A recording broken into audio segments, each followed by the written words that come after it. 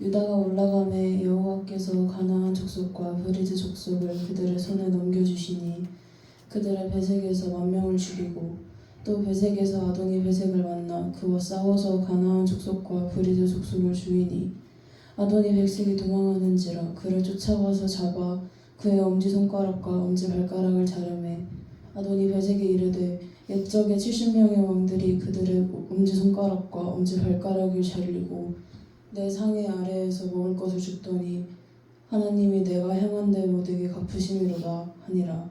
무리가 그를 이끌고 예루살렘에 이르렀더니 그가 거기서 죽었더라. 아멘.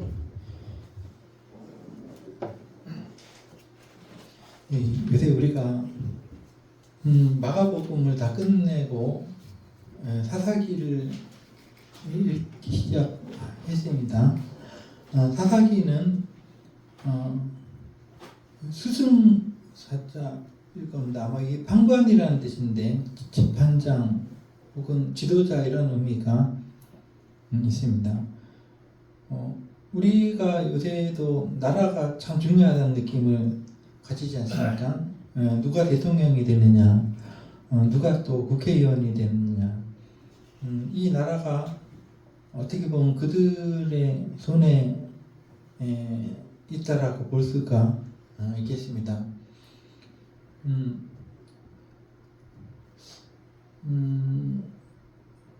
대통령이 누가 되느냐는 그 시대를 결정하는 것인 것 같습니다. 박정희 시대, 전두환 시대, 노무현 시대, 그 리더들이 판을 짜고 국민들은 그 위에서 생활을 합니다. 1절에 보니까 여호수아가 죽은 후에라는 말로 시작이 되는데 이것은 여호수아라는 그 지도자의 시대가 지나갔다라는 의미가 있습니다. 어떻게 보면 모세의 제자로서 모세의 뒤를 이어받은 여호수아는 최고의 당대 그 지도자였고 오늘날 우리 이재명 대통령이 참 잘합니다. 국민들에게 큰 어떤 호응을 얻고 있고 열심히 한다. 이재명 대통령을 중심으로 해서 공무원들도 나태하지 않고 우리가 이전에 윤석열 때는 얼마나 공무원들이 나태하고 국정에 신경을 안 썼습니까? 근데 이제는 그렇지도 못합니다. 이재명 대통령이 일일이 따져 묻고 그러니까 전부 다 긴장을 바짝 해서 공무원들도 이제 놀 수 없고 게으를 수가 없습니다. 왜 그 사람들이 윤석열 씨를 옹호하고 그런 사람들이 있느냐? 그때는 뜯어먹을 게 많았다 그러더라고요. 윤석열 씨가 하도 신경을 안 쓰니까 돈이 줄줄 새 나가는 겁니다. 그래가지고 이 사람 저 사람 나라 돈을 막 자기 주머니에 넣고 이런 일이 막 생기니까 그때가 그립겠죠.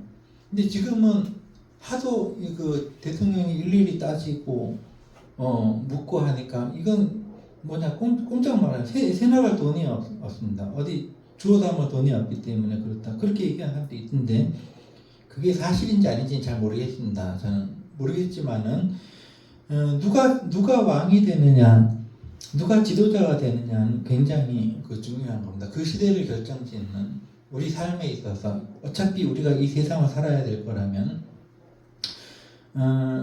참 잘 해놨습니다. 제가 보기에는 부자들이 함부로 돈을 가지고 돈질을 하지 못하도록 하고 가난한 사람들은 그때그때 도와주고 여러분 그 고유가 지원금도 받으셨잖아요. 그게 다 정부에서 이게 푸는 돈이거든요. 여튼간에 시대가 지나면 그때가 그런 때였다라고 사람들이 판단을 하고 평가를 하겠지만은 지금은 평가를 이미 잠깐 멈추고 있지만은 1절에 보니까 여호수아가 죽은 후에라는 말로 시작할 때 여호수아의 그 위대한 시대가 지나갔다. 여호수아는 이스라엘 사람들 그 민족과 똘똘 뭉쳐서 가나안에 정착을 했습니다. 이집트로부터 탈출해서 모세를 통해서 가나안 입구까지 이스라엘 백성들이 들어왔지만은 모세는 이 가나안을 정복하지 않았습니다. 가나안을 정복한 일은 여호수아가 했던 것입니다. 마치 우리 가나안을 박정희 대통령이 이겨냈듯이 여호수아는 그런 특별한 사명을 가지고 있었습니다. 그래서 여호수아와 함께 가나안 땅에 들어왔습니다. 그리고 여호수아가 뭐 천년 만년 사는 것도 아니고 잠깐 일을 한 후에 죽었습니다. 죽고 그 후로 문제가 생겼는데 여호수아 같은 위대한 지도자가 없다는 것입니다. 누가 대통령 되지 이제? 이재명 씨 대통령 내려놓으면은 누가 대통령 하지? 아무리 둘러봐도 제목이 없다. 이건 문제가 되지 않습니까? 그죠? 마찬가지로 여호수아가 죽은 후에 마땅히 누군가가 그의 뒤를 잇지 못하고 이스라엘은 이제 이미 들어왔는데 이미 살고 있던 사람들과 이게 상당히 안 좋은 어떤 그런 관계가 되어 있습니다. 옆에 사람들이 더 무섭지 않습니까? 옆집이 더 무서워요, 사실은요. 더 살벌하고, 그죠? 우리도 옆집들이 더 무섭습니다. 네. 그러니까 가까워서 우리나라도 일본하고 무섭지 않아요, 일본이요. 그리고 북한도 그렇고. 예. 그러니까 같이 사는데 이게 살벌한 겁니다. 그 살벌함 속에서 이스라엘 자손은 어떻게든 살아남으려면 이 세상에서 우리가 산다는 것은 싸움을 피할 수 없는 어떤 그 삶입니다. 우리는 다 같이 친절하게 잘 살면 될 건데, 근데 그렇지 못합니다. 이 세상은요, 사람들과 싸워야 되고, 민족이 민족과 싸워야 되고, 또 자기 자신과도 싸워야 되고, 싸움이 없으면 죽는 겁니다. 죽기 전에는 싸워야 됩니다. 인간랑만 그렇거든요. 여러분 회사나 뭐 그런 데 가서 살벌하지 않습니까? 회사도요. 거기서 살아남으려면 싸워야 되고, 자기 자신의 게으름과도 싸워야 되고, 지금 이스라엘 민족은 가나안 땅에 들어가서 거기 있는 이미 살고 있던 그 다른 족속과 싸워야 됩니다. 언어도 다르고, 종교도 다르고, 섬기는 신도 다르고, 생활 풍습도 다르고, 이런저런 것이 다 다릅니다. 이 사람들은 또 어디서 온 사람들일까? 이미 살고 있는 사람들은 어디서 온 사람들일까? 사방팔방에서 다 모인 장소가 여기입니다. 동서남북 모든 그 떠돌이들이 다 여기 와서 정착하고 애를 낳고, 그래서 민족을 이루고 그런 데가 있거든요. 남쪽으로는 이집트에서 이스라엘이 올라왔죠. 그 다음에 서쪽으로는 서쪽으로 바다 건너에서는 그 블레셋이라든가 그런 해양 민족들이 건너와서 살고 있었죠. 동쪽으로는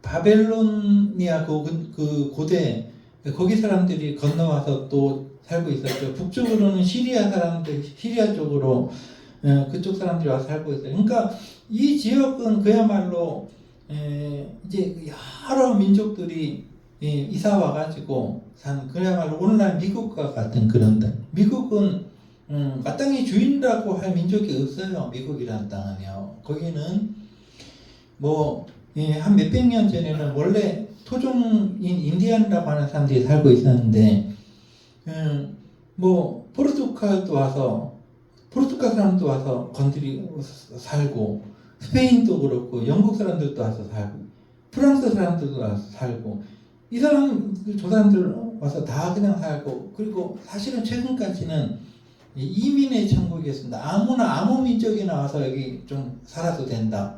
이민의 천국. 우리나라도 수없이 많은 한국인이 미국에 가서 살고 있습니다. 지난주에도 제가 라스베가스에서 살았던 그 한국인을 만났는데요. 한국인은 무지하게 많답니다. 라스베가스에. 그리고 저쪽에 LA인가 거기는 그야말로 헤아릴 수 없는 한국 사람들이 살고 있고. 왜? 여기서 이주해 갔으니까, 이사 갔으니까. 그런 땅이 가나안 땅이거든요. 그러니까 가나안 땅은 사실은 어떤 사람, 어떤 족속이 아주 옛날부터 살았다는 그런 그 땅이 아니고 어중이 떠중이 동서남북으로부터 많은 사람, 많은 민족들이 와서 살고 있었다는, 서로 섬기는 신도 다르고, 그런데 이번에는 하나 더 보태해졌던 거죠. 남쪽 이집트에서 이스라엘 사람들이 몰려와가지고 막 땅을 차지하려고 막 전투를, 싸움을 벌이고 이런 내용들이 여호수아 사사기거든요.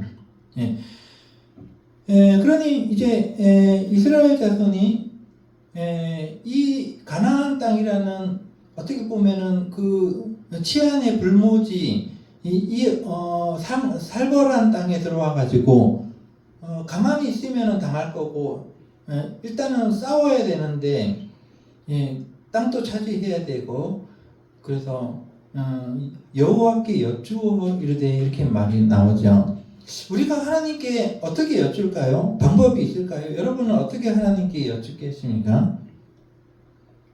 기도로 예수님 이름으로 기도해서 하나님께서 어떤 그 지혜를 주실 수도 있겠습니다.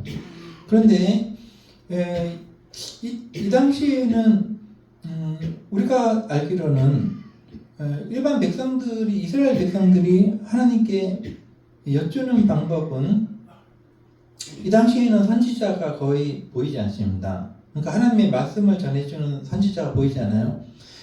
그러면 누가 하나님의 말씀을 누가 여호와께 여쭈어 대신 여쭈냐? 제사장이겠죠. 하나님과 인간 사이에선 제사장이, 특히 대제사장의 가슴팍 그 주머니 안에 있는 두 개의 돌멩이가 있습니다. 우림과 둠빔이란 두 개의 돌멩이가 있습니다. 그래서 하나님께 여쭐 때 우리가 이 전쟁을 해야 됩니까? 말아야 됩니까? 라고 물으면서 주머니에 손을 넣는 거죠.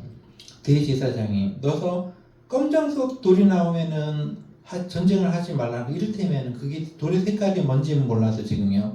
하얀색 돌이 나오면 전쟁을 하라는 뜻으로 이렇게 그 판단해요. 이 제비 뽑는 것은 그대로부터 이스라엘 사람들에게 굉장히 그 합리적이고 중요한 어떤 그 것이었습니다. 예수님의 12제자 중 한 사람이 비었을 때도 어떤 제자를 충원해야 되겠습니까? 두 사람을 뽑아야 되고 이 두 사람 중에 누구를 선택해야겠습니까? 하고 제비 뽑았단 말입니다. 그러니까 이 제비 뽑는 것은 하나님의 의중을 묻는 아주 중요한 방법이었다는 것이죠. 그래서 이렇게 그 중요한 결정을 해야 될 때는 하나님께 여쭙는데 사람들 마음대로 하지 않고 하나님께 여쭙는데 뭐 전쟁을 해야 됩니까? 말아야 됩니까? 또 왕을 세울 때 어떤 왕을 세울까요? 다윗을 세울까요? 사울을 세울까요? 뭐 이런 거 있지 않습니까? 자, 이런 거를 여쭐 때 우림과 둠빔, 대제사장의 가슴팍 주머니 안에 있는 두 개의 돌을 사용했을 걸로 우리는 알고 있습니다. 그게 여호와께 여쭈었다라는 말로 표현이 된 것입니다. 그래서 이때 우리가 전쟁을 벌여야 되겠는데 어떤 민족이 12지파가 있는데 이스라엘 12족속이 있는데 어느 족속이 먼저 선두로 가서 그 싸워야 됩니까? 라고 물었겠지요. 두 개의 돌멩이를 가지고 물었겠죠. 그때 여호와께서 이르시되 이렇게 나오죠. 그러니까 하나님의 말씀이 하늘에서 막 들려오고 이런 건 아니었을 걸로 우리가 예상하고 그렇게 우리는 생각하고 있습니다.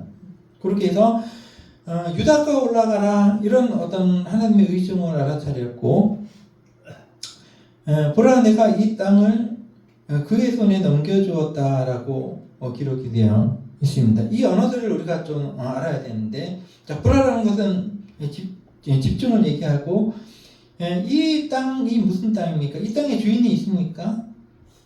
서쪽으로부터 온 블레셋 사람들의 땅인가요? 그들이 철기를 가지고 있고 무서운 무기를 가지고 있다고 해서 그들이 자기들의 땅이라고 주장할 수 있겠습니까? 아니면은 동쪽으로부터 온 그 고대 근동의 그 강력한 바벨로니아 그쪽 지역으로부터 온 사람들의 땅이라고 할 수가 있겠나요? 혹은 이집트로부터 혹은 북쪽으로 시리아로부터 온 사람들이 주인이라고 할 수 있겠습니까? 아닙니다. 땅이란 것은 하나님 겁니다. 내가 이 땅을, 그러니까 나는 주인이고 이 땅은 내 거다라는 거죠. 하나님께서 이 땅을 내가 원하는 사람들에게 준다라는 것이죠. 누구에게? 그의 손에 넘겨주었다는 것은 유다에게 주겠다는 말입니다. 그래서 여러분과 제가 이 땅에 사는 동안에 우리는 부동산 개념으로 생각을 하죠. 내가 이건 내 땅이다. 금을 그어놓고 이거 부동산 등기돼 있어. 이건 내 땅이고 그렇게 생각하지만은 사실은 우리는 이 한국 땅에 살아도 이 땅 이제 우리가 산이 많고 물이 많고 이 물려받았지 않습니까? 그러나 이 땅은 우리 대한민족의 땅이 아닙니다. 대한민족이 소유하고 있는 땅이 아니라는 거죠. 이 땅은 하나님 땅입니다. 하나님께서 이 땅을 우리한테 주셨습니다. 맡기신 거거든요. 우리에게 맡기신 겁니다. 그냥 우리는 그 하숙을 살고 있는 것과 똑같습니다.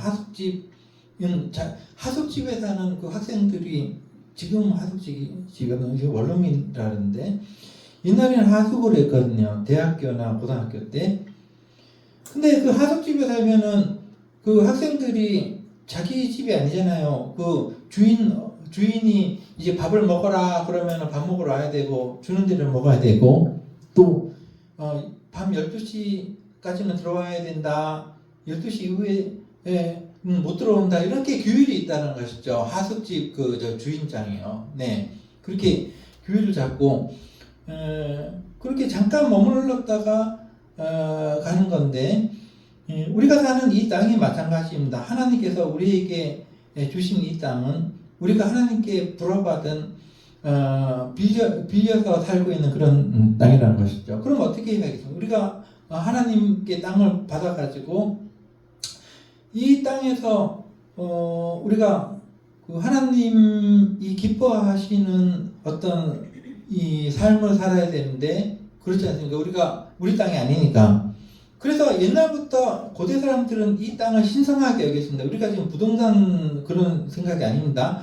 땅이라는 것은 우리 인간이 사는데 절대 거룩하고 중요하고 이것은 절대적인 어떤 거죠. 이 땅에서 우리는 먹고 산다. 하나님의 은혜로 우리는 먹고 사는 것입니다. 하나님이 주신 은혜로.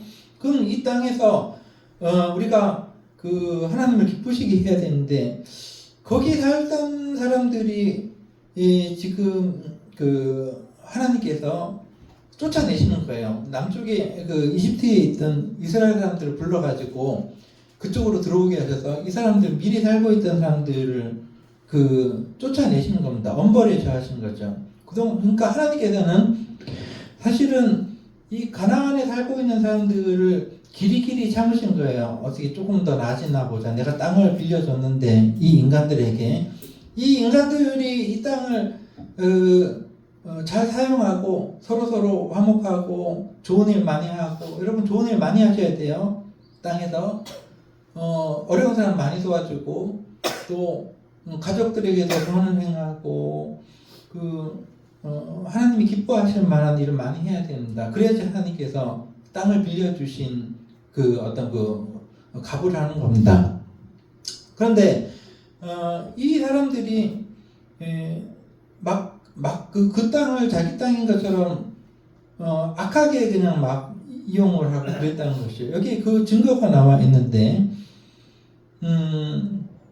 그 뒤에 보면은 증거들이 나와 있는데 그건 조금 읽어보겠습니다. 그래서 이 땅을 그의 손에 유다의 손에 넘겨주었다라는 말은 그냥 단순히 그냥 땅을 주었다라는 말이 아니라 그들을 유다의 손에 넘겼다라는 말입니다. 유다의 권위와 유다의 어떤 결정에 넘겼다라는 그런 말이 됩니다. 3절 유다가 이 싸움을 싸울 때 이 시몬에게 시몬 집안 그 시몬은 바로 그 땅을 분배받을 때 밑에 유다 지파 밑에 땅을 받은 그 지파입니다. 같이 가서 싸우자 그렇게 해서 서로 연합해서 그 싸우는 내용이 나옵니다.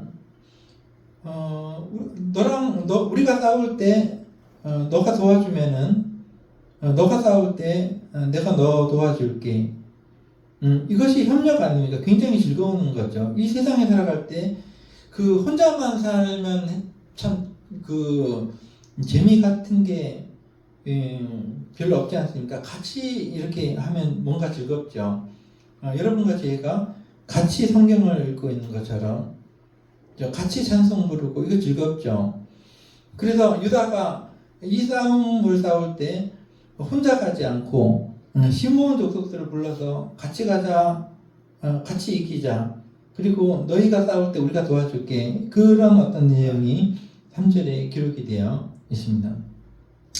자, 4절 유다가 올라가매란 말은 여기서 올라간다라는 말이 반복이 되는데 1절에도 보니까 누가 먼저 올라가서 가나안 족속과 싸우겠느냐 싸우리까 이렇게 했고 또 3절에도 보니까 내가 제비 뽑아 얻은 땅에 나와 함께 올라가서 라는 말이 나오죠. 그 다음에 4절에 보니까 유다가 올라가매 이런 말이 나오죠. 왜 올라간다는 말을 자꾸 쓸까요? 성경 다른 부분에도 올라간다 내려간다 올라간다 내려간다 그런 말이 나와요. 9절에 보니까 유다 자손이 내려가서란 말이 나오죠. 그러니까 이게 뭐 산이기 때문에 올라가고 또 내려가고 이런 말이 나오는지 그렇게 생각할 수 있겠지만 사실 이 사람들의 언어 습관이 내려간다는 말은 그 사명의 포기라든가 어떤 그 실패를 의미하는 겁니다. 엠마오의 두 제자들이 실망을 해서 그 예수님이 죽으시니까 실망을 해가지고 자기 고향 땅으로 고향 땅으로 내려가는 길에 예수께서 나타나셨다. 내려가는 길에 그런 말 나오죠. 그러니까 여기 내려간다라는 말은 별로 좋지 않은 겁니다. 그런데 올라간다는 말은 뭐냐면은 자 우리 인생에 있어서 내려간다 그러면 편하긴 편하죠. 그냥 세월만 보내는 거예요. 그냥 습관적으로 그냥 하루하루 때우는 겁니다. 그러나 어느 때가 되면 우리가 올라갈 때가 있어요. 힘들지만은 올라간다라는 것은 밑에서 연습만 하던 선수들이 이제 권투 선수들 같은 경우는 링 위로 올라간다 그러면 한판 하자는 것이죠. 지금까지 연습만 했지만은 자 이제 때가 됐다. 몇 번 안 되는 경기를 위해서 연습을 얼마나 많이 했겠습니까? 그러다가 이제 본 경기 링 위에 올라간다 그러면 올라가서 펄펄 뛰죠. 드디어 기회가 왔다. 네, 내 권투 실력을 보여줄 기회가 왔다는 거죠. 그래서 올라간다는 말은 이렇게 생각하면 돼. 링 위에 올라간다. 드디어 우리가 하나님께서 주신 사명을 우리가 감당을 할 때가 되었다라는 것이죠. 그렇게 해서 올라간다라는 말은 이렇게 실패나 어떤 그런 것이 아니라 사명을 감당하는 그 절대적인 순간을 의미하는 것이죠. 그래서 유다가 올라가매라고 4절에 유다가 올라가매 드디어 링 위에 올라가서 하나님께서 그 땅에 미리 살고 있던 브리스 족속 가나안 족속들의 땅을 뺏어서 유다에게 주셨습니다. 그러면은 이스라엘 사람들은 어떻게 해야 됩니까? 유다는 어떻게 해야 돼요? 그 땅을 하나님께서 주셨으면은 그 전에 살던 사람들 보다는 나아야 될 거 아닙니까? 하나님께서 그 전에 살던 사람들을 실어가지고 그들의 땅을 뺏어서 유다에게 주셨다면 유다는 그 땅을 하나님께 받아서 새로 받아가지고 좀 더 이전에 살던 사람들보다는 그 땅을 잘 관리를 하고 거기서 선을 행하고 하나님의 마음에 드는 일을 하고 그렇게 하면 얼마나 행복했겠어요. 사실은요 이 땅을 하나님께서 유다에게 넘겨주셨지만 그들이 망쳤어요. 나중에 자세히 읽어보면 관리를 하나님의 땅을 망쳤습니다. 이 사람들도. 그러니까 이 당시에는 그 왕도 없었고 그렇기 때문에 사람들이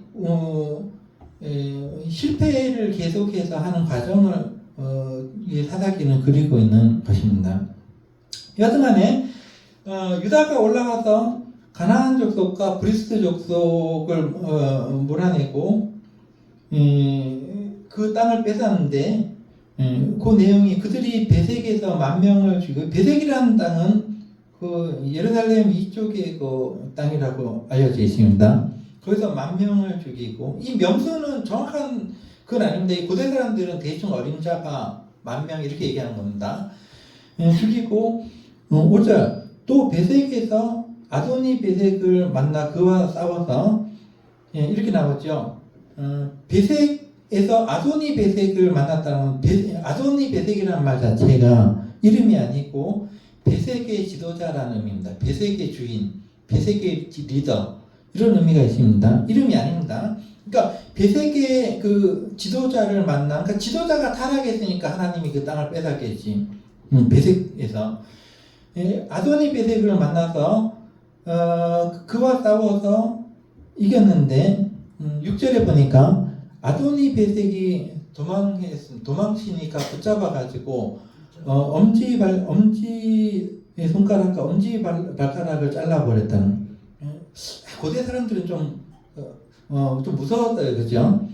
잡아가지고 엄지 손가락을 그 뭘로 잘랐는지 뺀지로 잘랐는지 뭐 칼로 잘랐는지 몰라. 엄지 손가락을 자르면 칼을 못 잡습니다. 고대 사람들은 이 싸우려면 칼을 잡아야 되는데 엄지 손가락이 없으면 어떻게 칼을 잡아? 그 다음에 엄지발가락을 잘랐다라는 것은 몸의 균형을 잡지 못하게 했기 때문에 이제는 뭐 용사로서는 수명이 끝나는 거죠. 그렇게 해서 잘라버렸습니다. 그리고 결국은 죽었는데 아도니 베색이 뭐라고 얘기했는지 우리가 7절을 읽어보면 우리가 아까 잠깐 물었죠. 왜 하나님께서는 거기 살던 사람들을 쫓아내셨을까? 그 대답이 나옵니다. 7절에 아도니 베색이 스스로 말하기를 옛적에 그러니까 자기의 지난날을 돌이켜보니까 내가 70명의 왕들의 손가락을 자르고 발가락을 잘라서 이렇게 얘기합니다. 그러니까 얼마나 사악하게 자기가 힘이 좀 세다고 다른 그 옆에 이웃들을 막 건드려서 그 지도자들을 잡아서 엄지 발가락과 엄지 손가락을 잘라버리고 얼마나 악하게 얘기했습니까? 70이라는 것은 정말 70의 숫자가 아니라 이 고대 언어에 있어서는 그만큼 많은 아주 많은 이런 의미가 아주 많은 그 이웃들을 건드렸다는 거죠. 건드려서 지도자들을 붙들어서 엄지손가락과 엄지발가락을 내가 잘랐었다라는 얘기는 그러니까 그것이 인간한 거죠. 지가 한 대로 그대로 돌려받는 거다. 자기가 생각해도 그렇다는 겁니다. 그래서 내가 그랬었는데 그리고 잘라가지고 보통 보면은 아무리 적군 왕이라 그래도 전쟁에 승리하면은 자기 잔치에 조금 이렇게 초대해가지고 자기 밥 먹는데 왕의 그 식사 자리에 저쪽에 앉아서 그래도 왕이었는데 같이 좀 드십시다 이렇게 해야 되는 거 아니에요, 그죠? 그런데 이 사람은 이 사람 워낙 악한 사람이었기 때문에 모멸감을 주는 겁니다. 자기가 밥 먹는데 그 저쪽에서 그 개처럼 밥을 그냥 먹게 했다는 것이죠. 그러니까 여기 그렇게 그들의 엄지손가락과 엄지발가락을 잘라버리고 7절에 내 상 아래서 먹을 것을 주게 만들었다는. 그러니까 그만큼 이게 그냥 악이 극에 달하다. 하나님께서 빌려주신 땅에서 우리도 조심해야 됩니다. 우리나라도요. 우리가 여기서 선을 행하지 않고 막 그냥 악이 점점 늘어나서 전부 다 뭐 잘못된 길로 간다. 그러면은 우린 희망이 없습니다. 이 나라는 망합니다. 틀림없어요. 그런 나라는 하나님께서 그냥 놔두시지 않습니다. 어떻게든 여러분과 저희가 선하고 서로 돌봐주고 사랑하고 그런 모습을 보여줘야지 하나님께서 살려주시죠. 그냥 그대로 살게 해주시죠. 이 땅에서. 그런데 워낙 이 땅이 악했기 때문에 서로 막 잡아다가 막 잘라버리고 모멸감을 주고 그렇게 하다가 드디어 하나님께서 징벌 하셔가지고 이제 그 이스라엘에게 땅을 뺏기고 잡혀 이제 죽기 전에 이렇게 얘기합니다. 하나님이 내가 행한 대로 내게 갚으셨다. 결국은 이건 다 후회만 남는 것이죠. 내가 이렇게 쫄딱 망하고 죽는 마당에 내 죄 때문에 이렇게 된 것 같다. 그런 거죠. 그러니까 여러분 그렇게 하지 않도록 우리가 죽을 때 그래도 여러분 젊었을 때는 알짜없이 내 거 챙기고 내가 행복하면 되고 나 위주로 살지는 몰라도 여러분과 제가 나이가 들어서 하나님께로 갈 때쯤 되면 이제 하나님을 뵈는 날이 이제 50이 지나고 60이 지나고 하면 그 정도 되면 이제 거꾸로 돼야 돼요. 하나님 만날 준비를 해야 됩니다.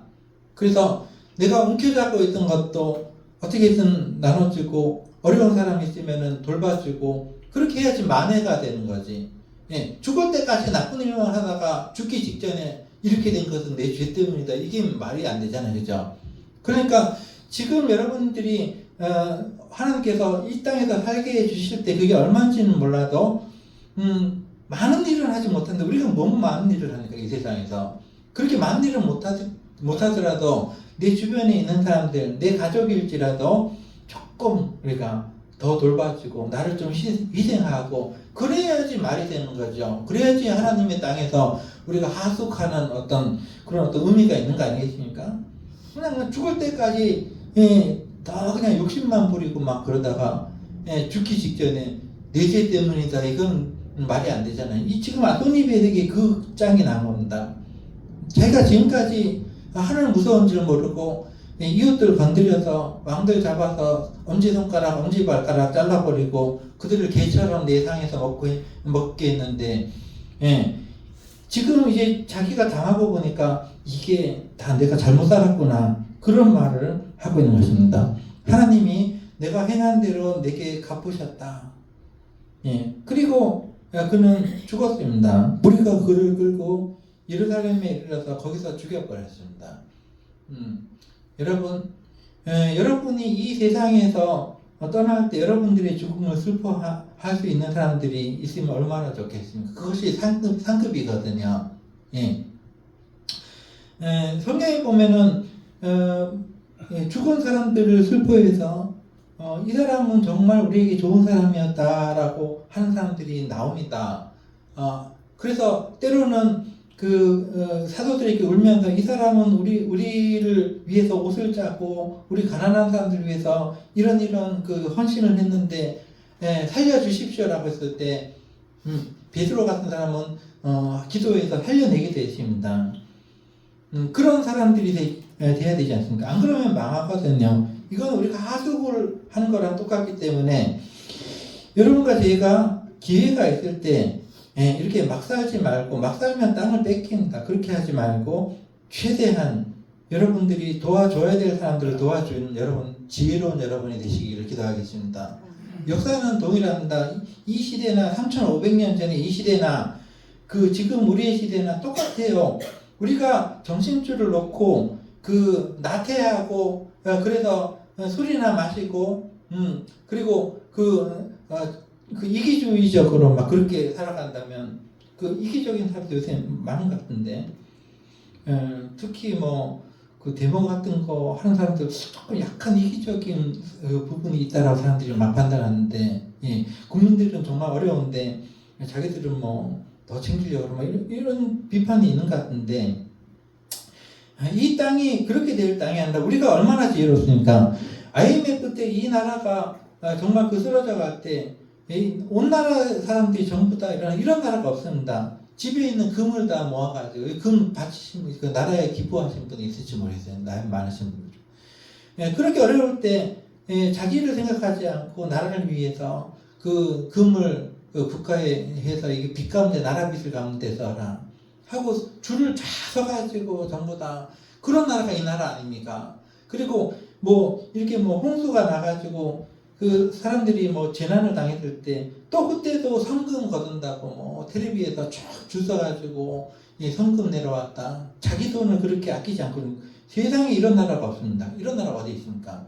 이 자세를 잃지 않는다면 우리나라가 그 아무리 뭐 강대국들 안에서 위태위태해도 무너지지 않습니다. 왜냐? 땅은 하나님 거기 때문에. 근데 우리가 그 자세를 버리고 막 이렇게 사악하게 살아간다면은 우리가 그 희망이 없는 가정이다. 우리라도 우리라도 지켜내야 된다. 그런 어떤 작은 교회의 소망이 있겠습니다.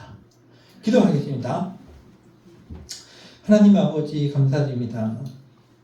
역사는 되풀이 되고 하나님께서 어떻게 사람들을 증거를 하셨고 왜 증거를 하셨으며 그들의 마지막 후회가 무엇인지 우리가 살펴보면서 우리 자신의 인생, 우리나라 이 상황을 우리가 생각한다. 하나님께서 우리에게 지시주셔서 살아계신 하나님께서 어떤 사람을 좋아하시는지, 어떤 사람의 기도를 들으시는지, 어떤 나라를 도우시는지 우리가 깨달아 알아서 하나님이 주시는 복을 누릴 수 있는 우리가 될 수 있도록 인도하여 주옵소서. 예수님의 이름으로 기도합니다. 아멘. 찬송가 419장 하시고 헌금 기도를 드리겠습니다.